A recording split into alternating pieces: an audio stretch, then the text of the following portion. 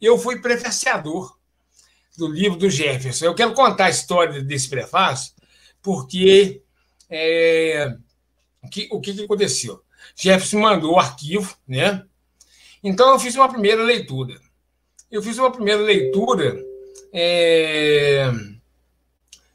Ela foi, primeiro, uma leitura um pouco mais corrida, né? E aí falei assim, porra, que livro do caralho, sabe? Vou te contar, eu fiquei assim, né, já apaixonado. Mas aí eu falei assim, eu preciso fazer uma outra leitura. E aí eu fiz a outra leitura toda em voz alta, porque eu acho que a poesia ela tem também um elemento da dramaticidade, né? Então eu falei assim, eu vou buscar assim, de fazer assim, uma leitura assim, onde eu possa declamar, né? E fiquei assim impressionado assim, com o livro, né? Sobre os nossos dias e alguns desejos, né? E eu gostaria de dizer algumas coisas aqui que eu escrevi, né? No prefácio. Ô, Jefferson, acho que falar de prefácio não não é spoiler, não, né? Claro que não. Poesia, cara, posso dar spoiler à vontade, cara.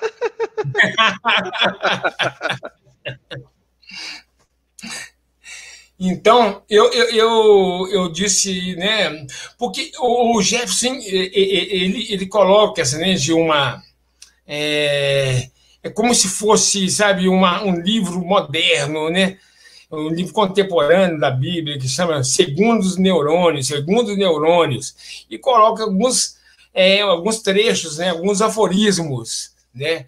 Dos Segundos Neurônios. E fez um livro que é um livro ele está um pouco além de ser um livro de poesia. Isso já foi o primeiro diferencial que eu achei do livro, né? E eu coloco, gente, a questão de seguinte: você também encontrará um múltiplo homem neste livro, um ser que se multiplica em muitos seres resultantes da sua história, da sua lenda pessoal, inviolável e única, e que, com o olhar atento, observa o mundo ao seu redor, que ronda o seu próprio mundo na profundidade da sua solidão.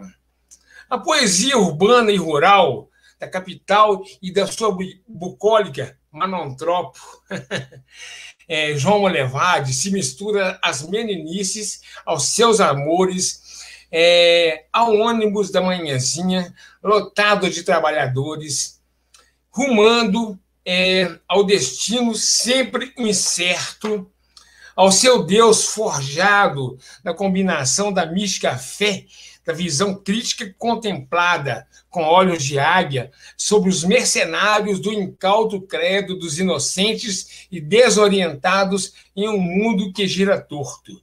A intensidade das paixões outrora em um mundo... A intensidade das paixões outrora inconfessáveis, né, que foram confessáveis no livro, escondidas em nossas grutas mais secretas da psique.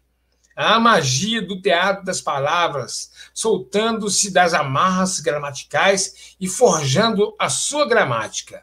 A arquitetura própria que nasce naquele menino perplexo do interior de Minas Gerais e, finalmente, um registro histórico imortal, que é a consequência deste surreal período de pandemia.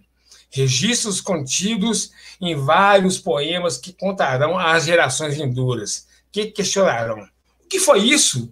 O que aconteceu nesses anos em que um microscópico vírus veio para nos dizer que, enquanto a espécie de vida na Terra, somos somente mais uma espécie e que o antropocentrismo que nos venderam é falso, enganoso e ardiloso, usando como armadilha para fisgar iludidos com o status de semideuses, alimentando a soberba, a vaidade e todas as injustiças e desigualdades desse que acredita ser imagem e semelhança de Deus?